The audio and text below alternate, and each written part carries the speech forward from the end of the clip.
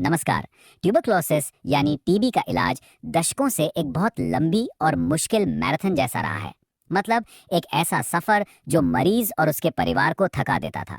लेकिन सोचिए, क्या हो अगर ये लंबी मैराथन अचानक एक छोटी सी स्प्रिंट में बदल जाए।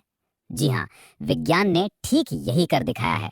तो आज की हमारी चर्चा में हम सबसे पहले समझेंगे कि टीबी की ये चुनौती असल में कितनी बड़ी थी। फिर हम देखेंगे कि इलाज का वो पुराना दर्दनाक तरीका कैसा था और उसकी तुलना में नया छोटा और असरदार तरीका क्या है।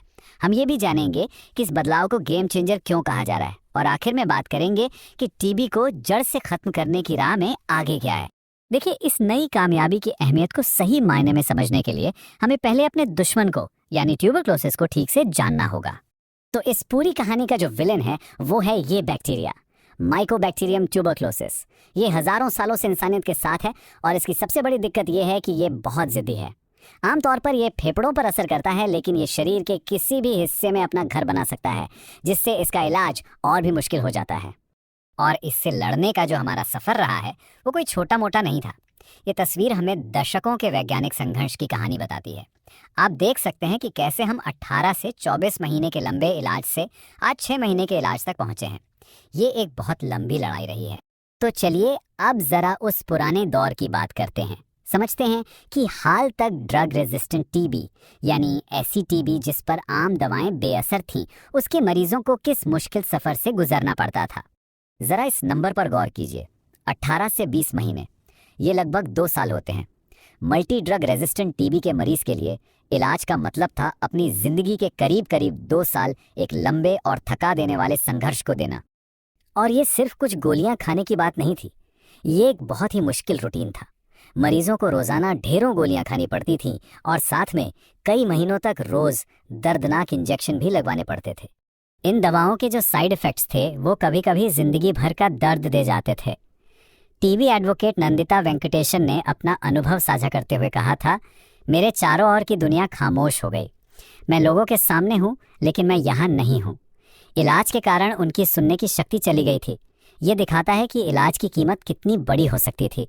और नंदिता अकेली नहीं थीं। उन जैसी कई आवाज़ों ने इस असल नुकसान को दुनिया के सामने रखा और इसी के बाद से सुरक्षित और बिना इंजेक्शन वाले इलाज की मांग ने जोर पकड़ना शुरू कर दिया।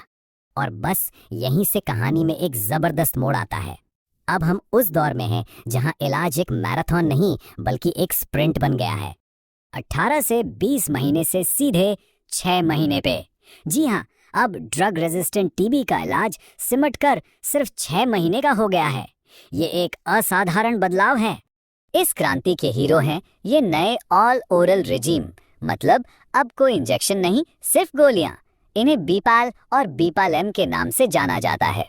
बीपाल में 3 दवाएं हैं, बेडाक्विलाइन, प्रिटोमिनिड और लिनेजोलेट। और बीपालेम में इन्हीं 3 दवाओं के साथ एक और दवा मॉक्सिफ्लोक्सासिन भी शामिल है। ये दवाएं मिलकर बैक्टीरिया पर बहुत असरदार तरीके से काम करती हैं। तो चलिए अब जरा आंकड़ों और असल जिंदगी पर इसके असर को देखते हैं, ताकि हम समझ सकें कि ये बदलाव वाकई में इतना बड़ा क्यों है। ये टेबल फर्क को बिल्कुल साफ कर देती है। एक तरफ है पुराना तरीका जो लगभग 2 साल तक चलता था, जिसमें ढेरों गोलियां और इंजेक्शन थे। और दूसरी तरफ है नया बीपाम रेजिम, सिर्फ 6 महीने का और पूरी तरह से गोलियों पर आधारित। और बात सिर्फ समय की नहीं है बल्कि असर की भी है।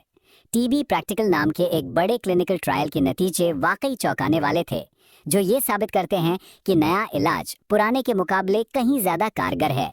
ये आंकड़े ही पूरी कहानी बयां कर देते हैं।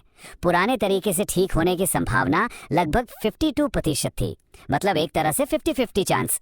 लेकिन नए बीपीएलएम रेजिम के साथ ये आंकड़ा बढ़कर 89% हो गया है। ये एक जबरदस्त छलांग है। तो इसका फायदा सिर्फ मरीज तक ही सीमित नहीं है। जब इलाज का समय घटता है तो मरीज की जिंदगी आसान हो जाती है, वो जल्दी ठीक होकर काम पर लौट सकता है। और हमारे जैसे देशों के हेल्थ केयर सिस्टम पर भी बोझ कम होता है, जिससे डॉक्टर और अस्पताल दूसरे मरीजों पर ध्यान दे पाते हैं। तो इस बड़ी कामयाबी के बाद अब टीबी को पूरी तरह खत्म करने की मंजिल कैसी दिख रही है? आगे का रास्ता क्या है? देखिए, ये कहानी यहाँ खत्म नहीं होती। ये तो बस एक अहम पड़ाव है।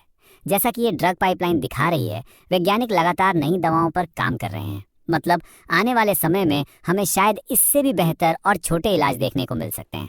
तो अब जब हमारे पास पहले से कहीं ज़्यादा बेहतर, छोटे और सुरक्षित हथियार मौजूद हैं, तो सबसे बड़ा सवाल यही उठता है कि हम इंसानियत के सबसे पुराने दुश्मनों में से एक को कितनी जल्दी हरा पाएंगे। ये एक उम्मीद से भरा सवाल है और इसका जवाब अब पहले से कहीं ज़्यादा हमारे हाथों में है।